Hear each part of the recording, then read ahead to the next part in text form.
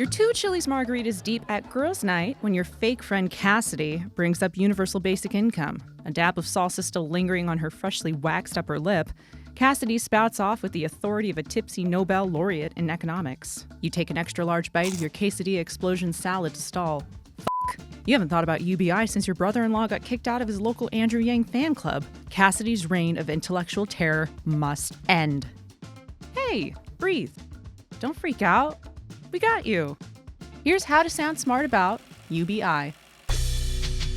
With your friends or on a date, arguing online with someone you hate. Conversation is an art, so let us tell you how to sound smart.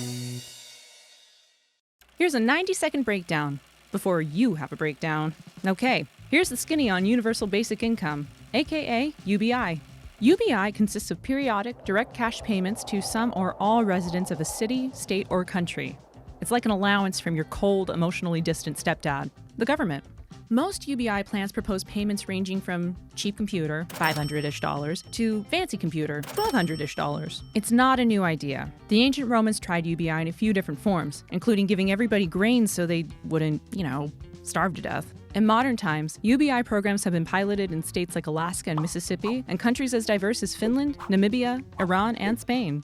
UBI is rooted in the idea that things like food, housing, and medical care are human rights, not fun perks like a Roomba or a cruise to Bora Bora. It's less of a social safety net and more of a floor to stand on. UBI is meant to supplement existing welfare programs, not make them magically disappear, like your imaginary friend Alfred after he told you to steal that hot dog from 7-Eleven. What the fuck, Al?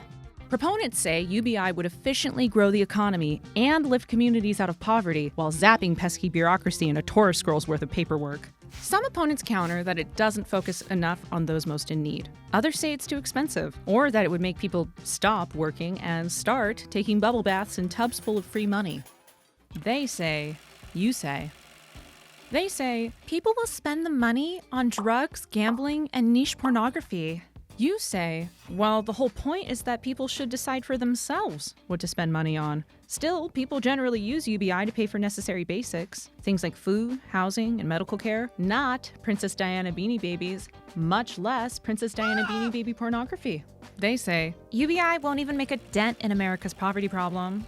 You say, it's for sure not a cure-all, but it has delivered. In India, it improved everything from nutrition to school attendance. The same thing happened in Namibia, plus poverty-related crime fell. And in a small American experiment, a basic income helped more than 1 in 3 people get permanent housing. Seriously, it's like Oprah, but for houses. They say, this is communism, socialism, cannibalism.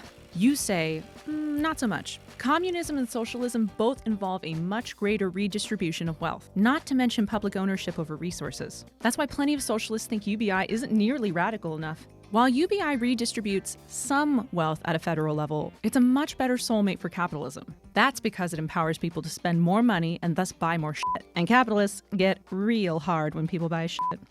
They say, no government could afford this. You say, so that's complicated. A real UBI program for sure would not be cheap, and it would obviously increase the federal deficit a lot. But it would also be a huge boost for GDP because, again, people buying more shit. And speaking of federal deficits, Cassidy, please complete my Venmo request from June 2019. Thank you. They say, give people free money and they won't show up for work. You say, okay, regardless of how you feel about UBI, this is just not true.